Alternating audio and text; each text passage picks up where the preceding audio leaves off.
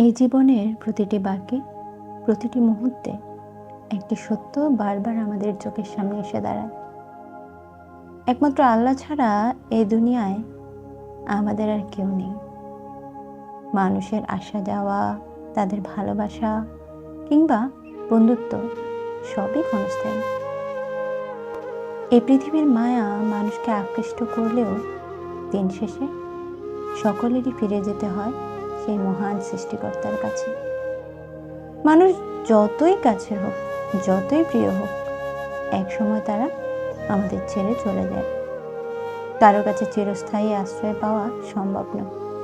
আমাদের ব্যথা, বেদনা, কষ্ট, দুঃখ সব কিছুর সঠিক বিচারক আল্লাহ তাআলাই। তিনি আমাদের সব কিছুর উপর নির্ভরশীলতা দাবি করেন। পৃথিবীর এই মায়াজালে পড়ে আমরা ভুলেই যাই আসল রিজিকদাতা, আশ্রয়দাতা এবং সত্যিকারের বন্ধু একমাত্র আল্লাহ। তাই জীবনের যে কোনো পরিস্থিতিতে, কষ্টে বা সুখে, আমরা যদি আল্লাহর দিকে ফিরে যাই, তার উপর নির্ভরশীল হই, তবেই আমাদের অন্তর প্রশান্তি লাভ করবে।